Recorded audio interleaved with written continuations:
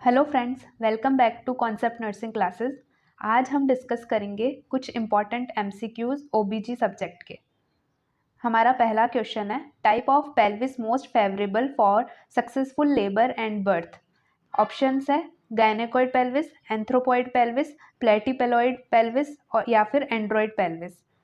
तो इसका सही आंसर है गायनेकोइड पेल्विस, क्योंकि ये मोस्ट फेवरेबल पेल्विस माना जाता है for successful labour and birth.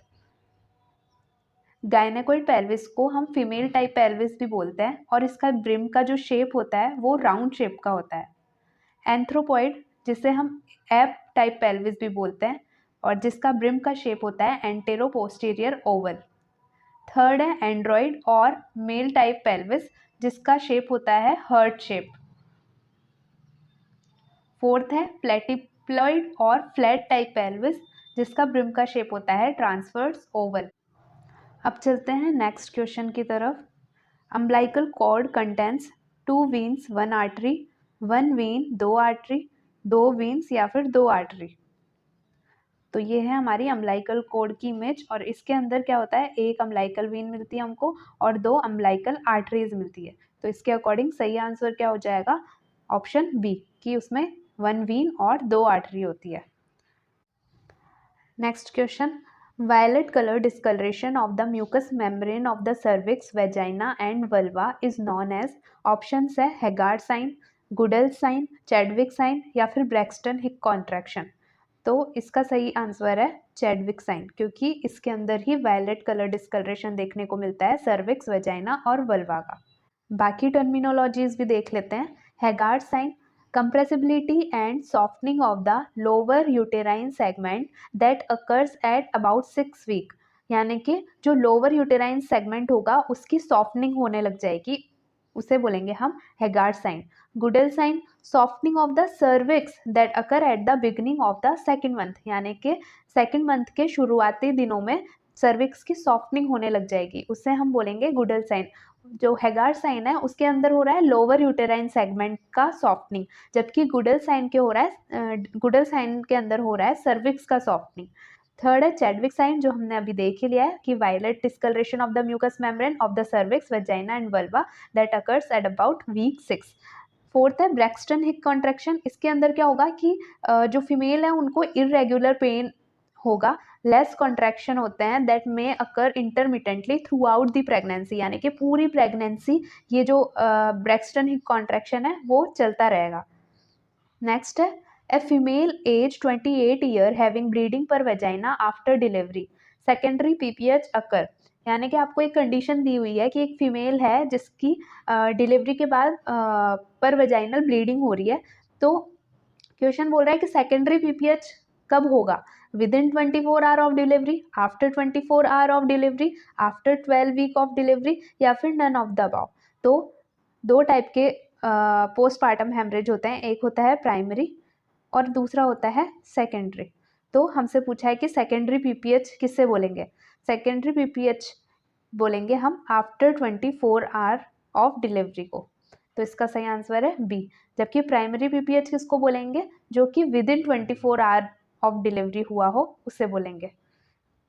Next question, which of the following is correct about the placenta shown below, velamentous cord insertion, battledore placenta, placental marginata या फिर सर्कमवेलेट placenta. तो ये जो पिक्चर आपको दिखाई हुई है ये किस टाइप का प्लासेंटा एबनॉर्मलिटी शो कर रहा है, तो इसका सही आंसर है वेलामेंटस कॉर्ड इंसर्शन।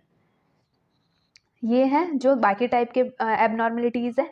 पहला है सर्कमवेलेट प्लासेंटा, जिसके अंदर क्या होता है, the fetal surface is divided into a central depressed zone surrounded by a thickened white ring, यानी कि ये जो वाइट रिंग आपको दिख रही है ना, ये यहाँ पे फीटल के सरफेस को घेर लेगी, उसे हम बोल देंगे circumvallate placenta. Next battledore placenta, the cord is attach to the margin of the placenta, यानी कि नॉर्मली तो कहाँ पे अटैच होती है कॉर्ड, इस जगह होती है, बीच में होती है, ठीक है, पर इसके अंदर क्या हो रखा है, इस जगह पे हमारी कॉर्ड इंसर्ट होती है, जैसे इस वाली पिक्चर में आपको दिख रहा होगा कि बीच में इंसर्टेड है। पर बेटलडोर प्लासेंटा के अंदर क्या होगा कि जो मार्जिन है प्लासेंटा की वहां से कॉर्ड अटैच होगा, तो उसे हम बेटलडोर प्लासेंटा बोल देंगे। नेक्स्ट है प्लासेंटल मार्जिनेटा। इसमें क्या होता है, a thin fibrous ring is present at the margin of the chorionic plate where the fetal vessels appear to terminate. यानी कि जो कॉरियोनिक प्लेट है, कॉरियोनिक प्लेट किसकी साइड होती है, ये होती है फीटल साइड। किसकी साइड होती है, ये फीटल साइड। यानी कि जो प्लासेंटा है उसके दो पार्ट्स होते हैं, एक होता है फीटल, एक होता है मदर वाला। तो फीटल को तो हम बोल देंगे कॉरियोनिक प्लेट और मदर वाले को बोल देंगे हम बेसल प्लेट। ठीक है, तो इसमें क्या हो रहा है कि एक फाइब्रस रिंग मिल रही है हमको, एक फाइब्रस रिंग मिल रही है कहाँ पर, मार्जिन। इसलिए हम इसको क्या बोल रहे हैं, प्लासेंटल मार्जिनेटा। यानी मार्जिन पे आपको एक फाइब्रस रिंग मिलेगी जो कि किस साइड होगी, कॉरियोनिक साइड। और सर्कमवैलेट में क्या हो रहा था कि जो मदर वाली जो सरफेस है ना, उधर से होते हुए रिंग बन रही थी और किसको घेर रही थी, फीटल वाले पार्ट को घेर रही थी। तो वो हो जाएगा आपका सर्कमवैलेट प्लासेंटा। यानी कि दोनों में बस रिंग तो बनेगी, पर डिफरेंस ये है कि प्लासेंटल मार्जिनेटा में मार्जिन में रिंग बन रही है, जबकि सर्कमवैलेट प्लासेंटा के अंदर वो सराउंड करके रिंग बना रही है। और किसको घेर रही है, फीटल सरफेस को घेर रही है। नेक्स्ट है velamentous placenta. The umbilical vessels spread within the membranes at a distance from the placental margin. यानी कि ये जो अम्बिलिकल वेसल्स होगी ना, वो इसी जगह से डिवाइड होना स्टार्ट कर देती है और फिर यहाँ जाके कनेक्ट होती है। नॉर्मल प्लासेंटा में तो क्या होता है कि यहाँ से सेंटर तक अम्बिलिकल वेसल्स यहाँ तक आती है अम्बिलिकल कॉर्ड और फिर वेसल्स में डिवाइड होती है। जबकि वेलामेंटस के अंदर क्या होगा कि एट ए डिस्टेंस ही वो डिवाइड होना स्टार्ट कर देगी। ठीक है, next question, excessive bleeding at regular interval known as, option है मेनोमेट्रोरेजिया, मेनोरेजिया, एमेनोरिया, पॉलीमेनोरिया। इसका सही आंसर है मेनोरेजिया, जिसके अंदर एक्सेसिव ब्लीडिंग होती है, वो भी रेगुलर इंटरवल पे। अगर ये इंटरवल इरेगुलर हो जाएगा तो इसे हम बोलेंगे मेनोमेट्रोरेजिया। मेनोमेट्रोरेजिया में होगी तो एक्सेसिव ब्लीडिंग ही, but at irregular intervals. Amenorrhea, absence of menstrual bleed, यानी कि ब्लीडिंग ही नहीं होगी, कोई मेंस्ट्रुअल साइकिल नहीं होगी एमेनोरिया के टाइम। और ये फिजियोलॉजिकल एमेनोरिया कब होता है, ड्यूरिंग प्रेगनेंसी, लैक्टेशन या फिर आफ्टर मेनोपॉज।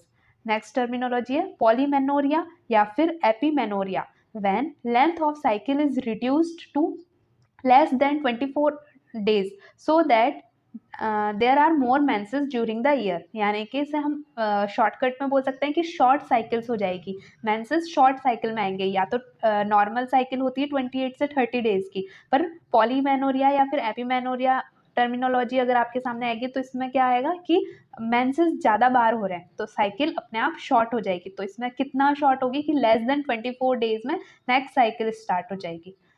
अगली टर्मिनोलॉजी है मेट्रोरेजिया, जिसे हम बोलते हैं इरेगुलर इंटरमेंस्ट्रुअल एसाइक्लिक ब्लीडिंग। यानी कि जब एसाइक्लिक ब्लीडिंग होने लग जाए, जो ब्लीडिंग का अमाउंट है वो नॉर्मल है, वो ना तो एक्सेसिव है ना ही कम है, वो नॉर्मल है, पर इरेगुलर इंटरवल पे मेंसेस आ रहे हैं, उसे हम बोल देंगे metrorrhagia. Next question, dark brown colour और tobacco juice like amniotic fluid indicates, options fetal distress, Rh incompatibility, intrauterine death या फिर पोस्ट मैच्योरिटी। तो इसका सही आंसर है इंट्रायूटेराइन डेथ, क्योंकि इंट्रायूटेराइन डेथ के अंदर ही आपको डार्क ब्राउन कलर या फिर tobacco juice like amniotic fluid देखने को मिलेगा। अगर फीटल डिस्ट्रेस है तो कैसा एमनियोटिक फ्लूइड देखने को मिलेगा, मिकोनियम स्टैंड या फिर ग्रीन कलर का देखने को मिलेगा। अगर आरएच इनकम्पेटेबिलिटी है फीटस को तो गोल्डन कलर का एमनियोटिक फ्लूइड देखने को मिलेगा। अगर कंसील्ड एक्सीडेंटल हेमरेज हो चुका है तो amniotic fluid dark coloured, reddish या डार्क कलर देखने को मिलेगा। इंट्रायूटेराइन डेथ में हमने देख लिया कि डार्क ब्राउन कलर या फिर टोबैको जूस कलर देखने को मिलेगा। अगर पोस्टर्म प्रेगनेंसी है या पोस्ट डेटेड प्रेगनेंसी है तो कैसा देखने को मिलेगा, सैफरन कलर्ड या फिर yellowish green colour. Next question, the following are the natural method of contraception except, options contraceptive pills, basal metabolic temperature, rhythm method या फिर सेफ पीरियड। तो ये तीनों ही मेथड ऐसे हैं जो कि नेचुरल मेथड है, और सिर्फ कॉन्ट्रासेप्टिव पिल्स ही है जिसके अंदर वो केमिकली बनाई जाती है। तो ये ऑप्शन हो जाएगा। Next question. Despite medication, a client's preterm labor continues. Her cervix dilates and birth appears to be inevitable. Inevitable का means हो जाता है जिसे रोका ना जा सके. Which medication does the nurse anticipate will be prescribed to increase the chance of the newborn survival? ये क्वेश्चन क्या बोल रहा है कि मेडिकेशन देने के बाद भी एक क्लाइंट है जिसका प्रीटर्म लेबर कंटिन्यू बढ़ता जा रहा है, उसका सर्विक्स डायलेट होता जा रहा है और ऐसा लग रहा है कि जो अब बर्थ है उसे रोका नहीं जा सकता. तो ऐसी कौन सी मेडिकेशन है जो नर्स सोचेगी कि प्रेस्क्राइब करेंगे doctor to increase the chance of the newborn survival, कि जिससे न्यूबॉर्न के सर्वाइवल के चांसेस बढ़ सकें. हमारे पास ऑप्शन में है रिटोड्रिन, मिजोप्रोस्टॉल, टर्ब्यूटालिन या फिर बीटामेथासोन. तो जब भी प्रीटर्म लेबर हो रहा हो, प्रीटर्म डिलीवरी होने वाली हो, तो हम प्रीटर्म न्यूबॉर्न के सर्वाइवल के चांसेस बढ़ाने के लिए बीटामेथासोन देते हैं क्लाइंट को. क्यों?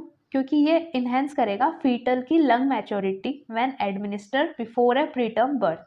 बाकी जो दो मेडिकेशन है रिटोड्रिन और टर्ब्यूटालिन, ये टोकोलाइटिक एजेंट है. क्या है? टोकोलाइटिक एजेंट, जो कि क्या करेंगे? प्रिवेंट करेंगे प्रीटर्म बर्थ.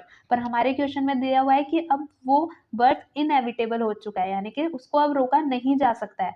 तो उस केस में हम रिटोड्रिन या टर्ब्यूटालिन जैसी मेडिकेशन नहीं देंगे. मीजोप्रोस्टॉल यूज किया जाता है फॉर इंडक्शन ऑफ लेबर, तो ये भी नहीं देना है. Next question. Women should have a baseline mammogram done between the ages of, according to the American Cancer Society recommendation.